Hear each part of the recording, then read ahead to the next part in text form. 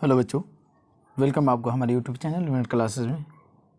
तो चलिए आज फिर से हम लोग चैप्टर 2 का यानी फिजिक्स में हम लोग दूसरे चैप्टर का ऑब्जेक्टिव करने वाले हैं, जिसमें कि बहुत इम्पोर्टेंट क्वेश्चन आपके लिए हम कराएंगे। तो आप अंत तक जुड़े रहिए और देखते रहिए और अपने दोस्तों के पास भी वीडियो को शेयर कर दीजिए। चलिए पहला नंबर क्वेश्चन क्या करें, देखिए, प्रकाश किसी माध्यम में कैसे चलती है। तो प्रकाश किसी माध्यम में कैसे चलती है, तो कोई किसी भी माध्यम में प्रकाश जो होती है कैसे चलती है, सीधी रेखा में चलती है। आंसर आपका क्या होगा बच्चों, ख होगा। चलिए 2 नंबर क्वेश्चन की ओर बढ़ते हैं। 2 नंबर क्वेश्चन कह रहा है कि प्रकाश के गमन करने के लिए माध्यमों को लिखें। किन किन माध्यमों में प्रकाश गमन कर सकती है, बताइए। वायु में गमन कर सकती है, या हवा में कर सकती है, या जल में कर सकती है, या सभी में कर सकती है।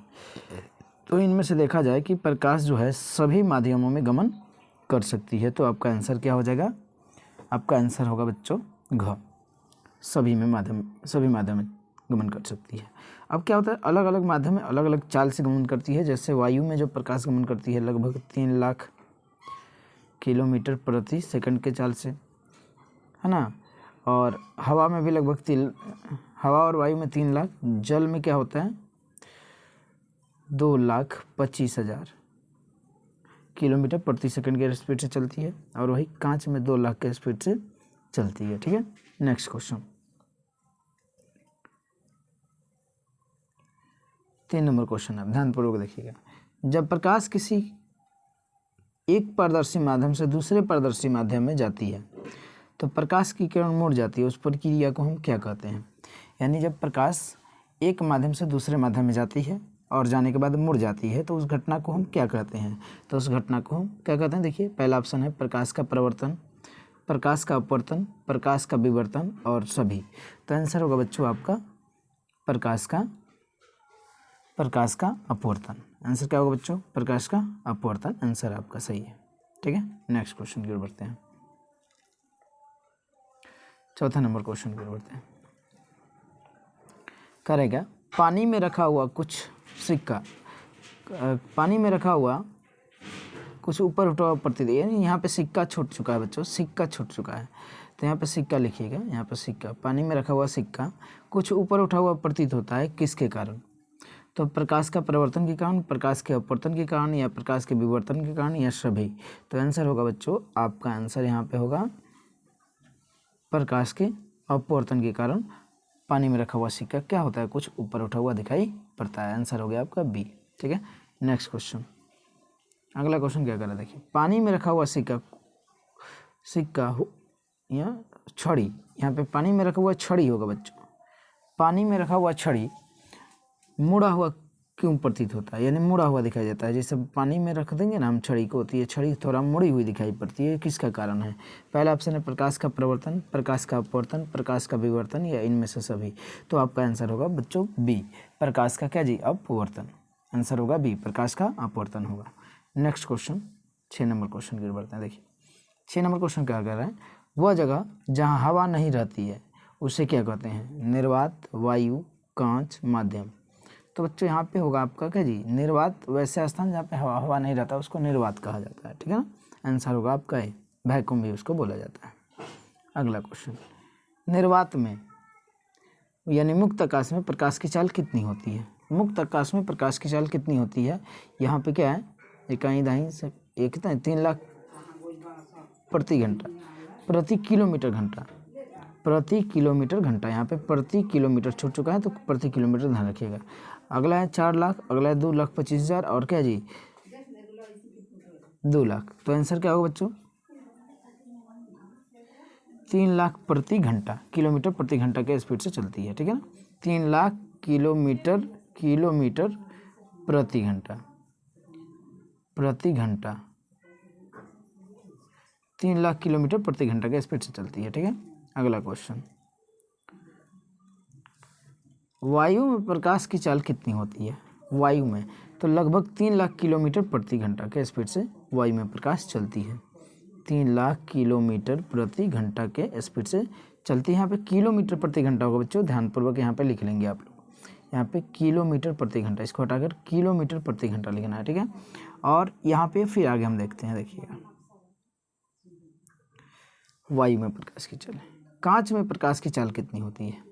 तो बच्चों कांच में प्रकाश की चाल ऑप्शन है 2 लाख किलोमीटर प्रति घंटा। यहाँ पे किलो देखिए, सभी में किलोमीटर प्रति घंटा जोड़ना है आपको, सभी में किलोमीटर प्रति घंटा जोड़ना है।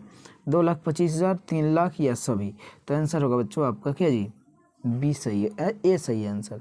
2 लाख किलोमीटर प्रति घंटा आंसर होगा। 2 लाख किलोमीटर प्रति घंटा के स्पीड से प्रकाश गमन करती है।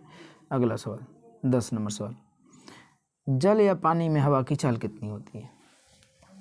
जल या पानी में हवा यानी प्रकाश की चाल कितनी होती है? तो बच्चों 2 लाख किलोमीटर, 2,25,000, 2,25,000 किलोमीटर प्रति घंटा, किलोमीटर प्रति घंटा। आपका ये प्रति घंटा हटाना है, किलोमीटर प्रति घंटा लिख लेना है, ठीक है। तो जल या पानी में प्रकाश की चाल कितनी होती है? 2,25,000 किलोमीटर प्रति घंटा के स्पीड से गमन करती है। अगला क्वेश्चन है, देखिए कह रहा है कि जिस माध्यम का प्रकाशीय घनत्व जितना अधिक होगा, प्रकाशीय घनत्व जितना अधिक होगा,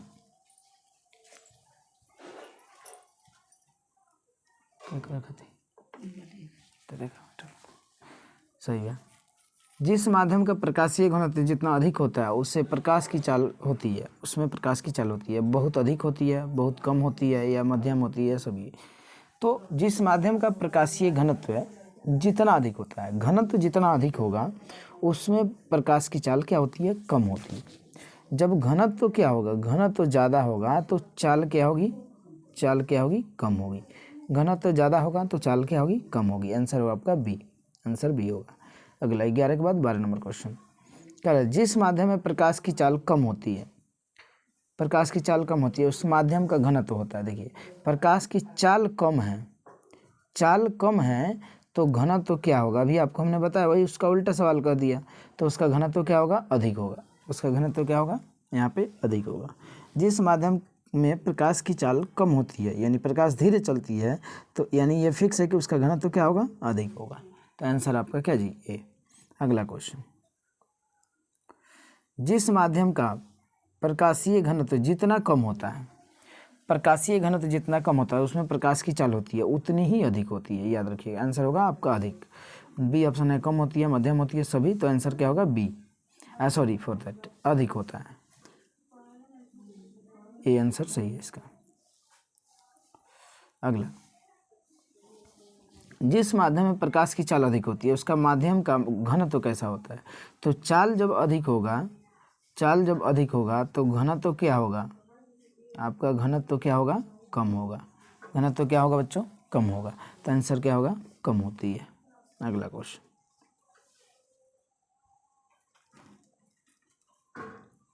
कह रहे क्या? दो माध्यम को अलग करने वाली सतह पर जो प्रकाश पड़ती है उसे क्या कहते हैं? दो माध्यमों को अलग करने वाली सतह पर प्रकाश पड़ती है, जिस बिंदु पर पड़ती है उस बिंदु को हम क्या कहते हैं? तो आंसर होगा बच्चों आपतन बिंदु। दो माध्यमों को अलग करने वाली सतह पर जो प्रकाश पड़ती है उसे क्या कहते हैं? सॉरी फॉर दैट, जो प्रकाश पड़ती है उसे क्या कहते हैं? आपतित किरण कहते हैं। आंसर जो मैं इसे मान लेते हैं, यहाँ पे क्या हो गया? जल हो गया, यहाँ पे वायु हो गया, और यहाँ पे क्या हो गया? पानी हो गया।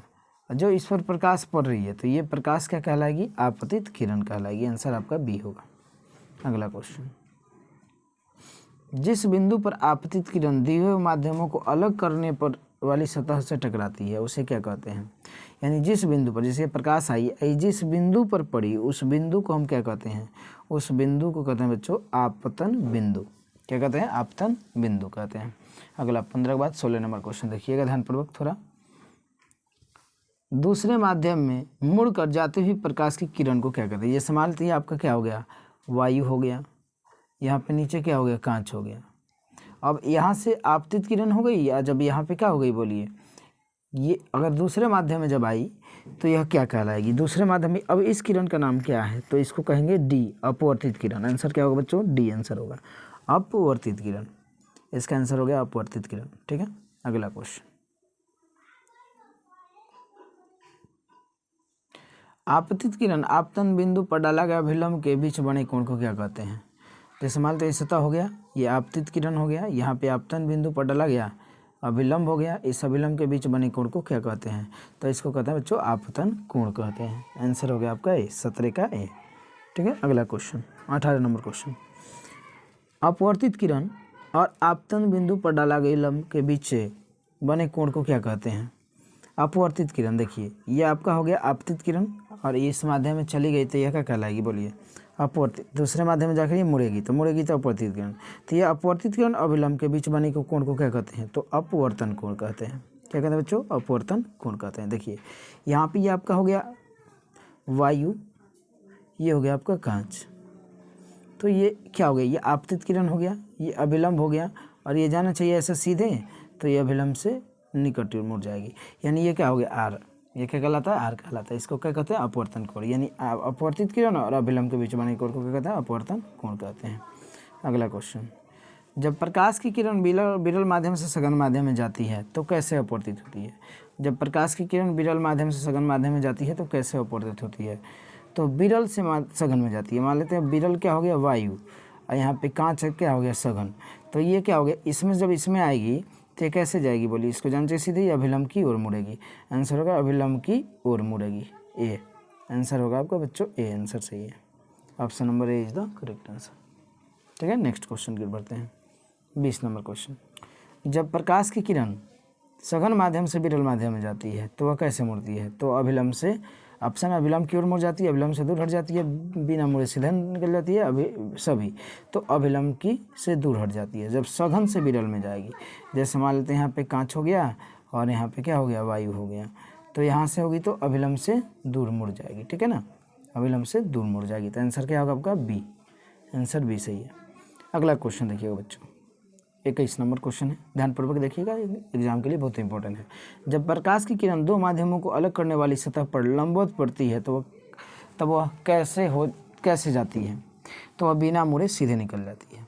देखिए सघन से विरल में तो अभिलंब की ओर, सघन से विरल में अभिलंब की ओर, विरल से सघन में अभिलंब से दूर, और ये जो है सीधा लंबवत पड़ती है, ऐसे पड़ती है, तो ये बिना मुड़े क्या होती है? बोलिए सीधे निकल जाती है। आंसर होगा आपका सी।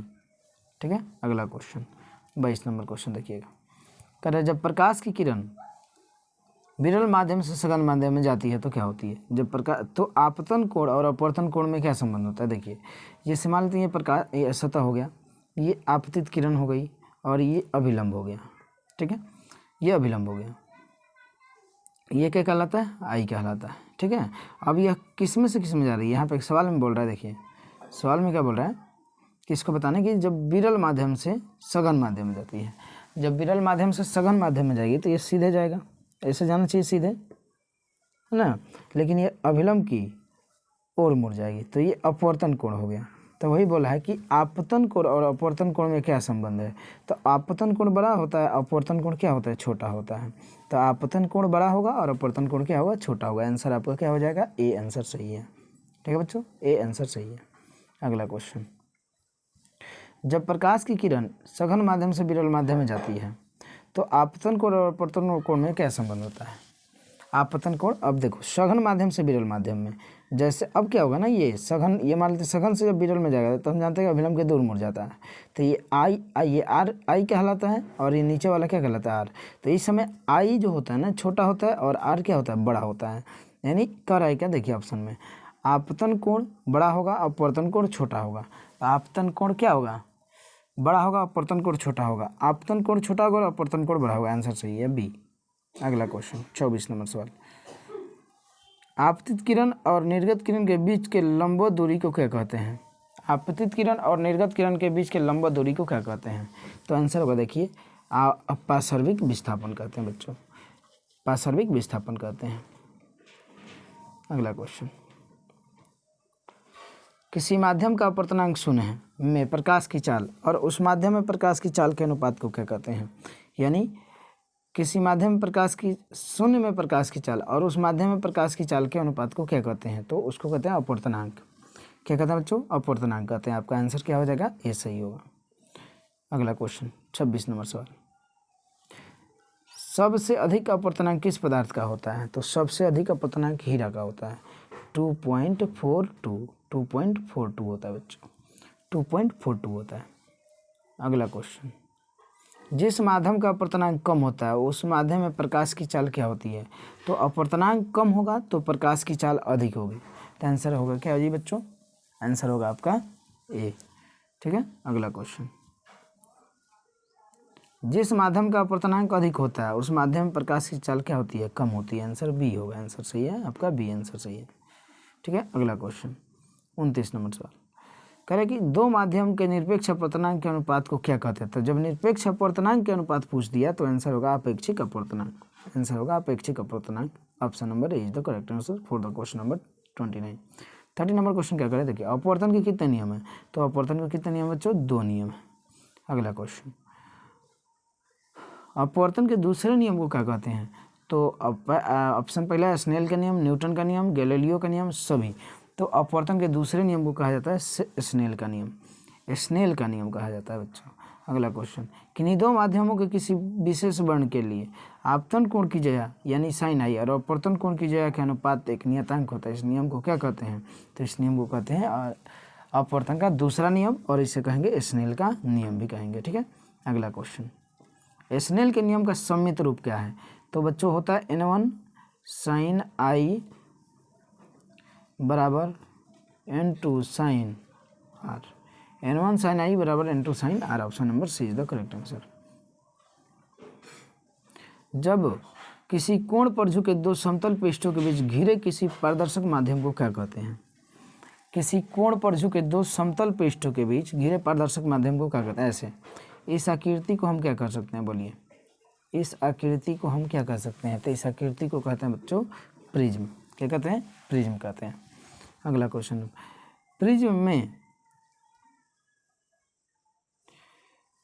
प्रिज्म के जिस फलक पर प्रकाश आपतित होता है उसे क्या कहते हैं। तो उसको कहते हैं अपवर्तक पृष्ठ, अपवर्तक पृष्ठ कहते हैं। अगला क्वेश्चन, प्रिज्म के दो पृष्ठों जिस कोण पर मिलता है उसे कोण को क्या कहते हैं। जैसे देखिए मान लेते हैं ये प्रिज्म हो गया, ये प्रिज्म हो गया, तो ये क्या दिख रहा है यहाँ पे, ये जो आपका कोण दिख रहा है ना, ये कोण, ये कोण ये हो गया, कोण ये हो गया, इस कोण को क्या कहते हैं। तो अपवर्तक कोण कहा जाता है। इसको क्या कहा जाता है, अपवर्तक कोण कहा जाता है। नेक्स्ट 37 नंबर क्वेश्चन, अपवर्तक पृष्ठों के बीच बने कोण को क्या कहते हैं। तो प्रिज्म का कोण कहते हैं। अपवर्तक पृष्ठ जैसे ये और ये है, इसके बीच बने कोण को क्या कहते हैं, प्रिज्म का कोण कहते हैं बच्चों। अगला क्वेश्चन, प्रिज्म का मुख्य काट किस त्रिभुज की तरह होता है। तो प्रिज्म का मुख्य काट जो होता है सम त्रिभुज के कारण, सम बाहु त्रिभुज के बराबर होता है। आंसर क्या होगा बच्चों, ए।